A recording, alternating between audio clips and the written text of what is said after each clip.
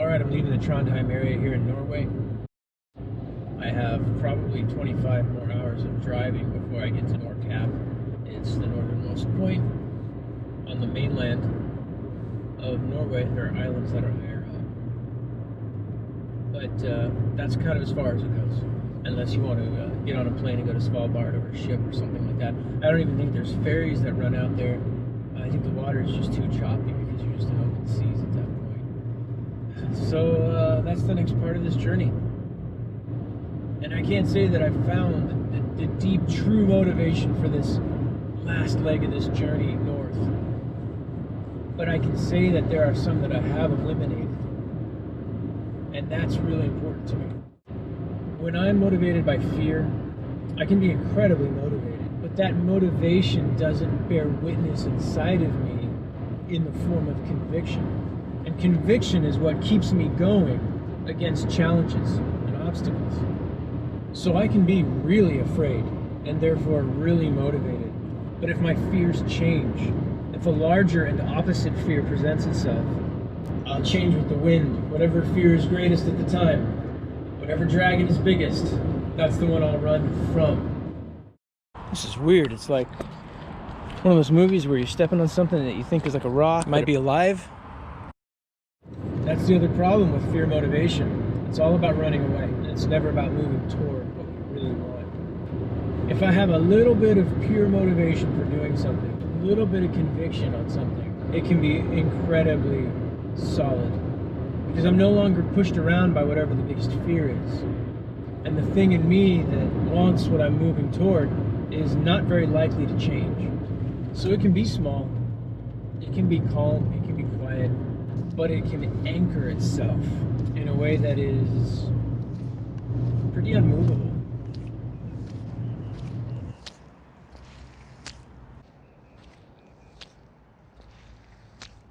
Ooh, it's getting soft. It's getting very, getting soft and wet.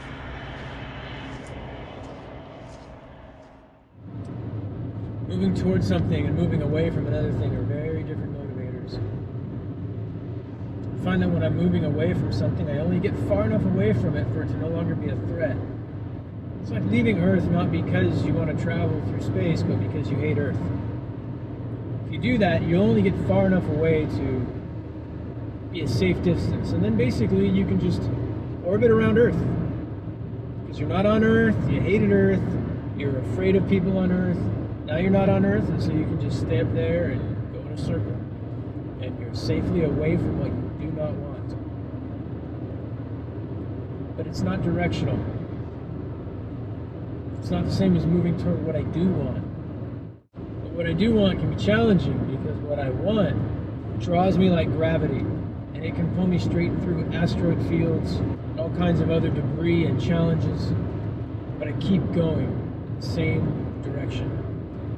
And being drawn by what I want is the fastest way to get someplace. Propulsion, not so good.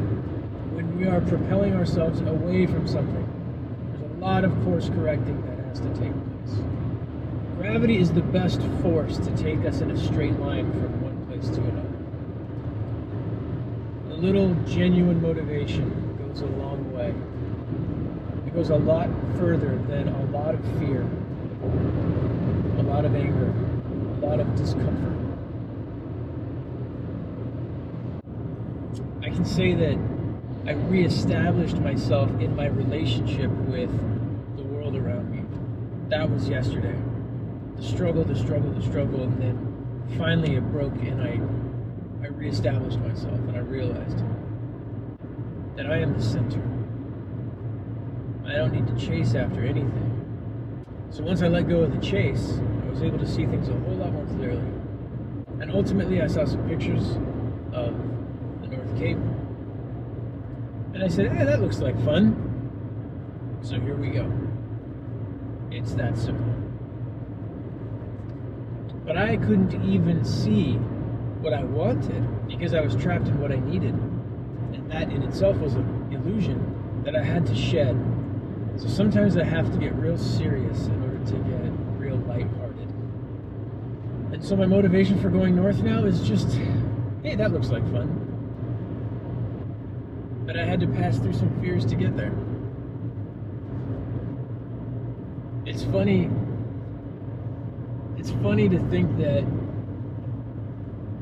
what's on the other side of all of my fears and all of this transcendence and all of this growth is just a playground. I think all I really want to do is be free enough to go play.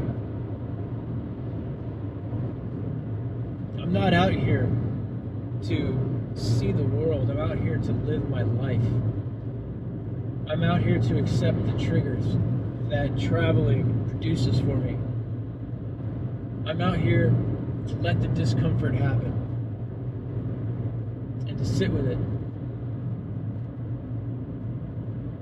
I'm out here running around to not run away.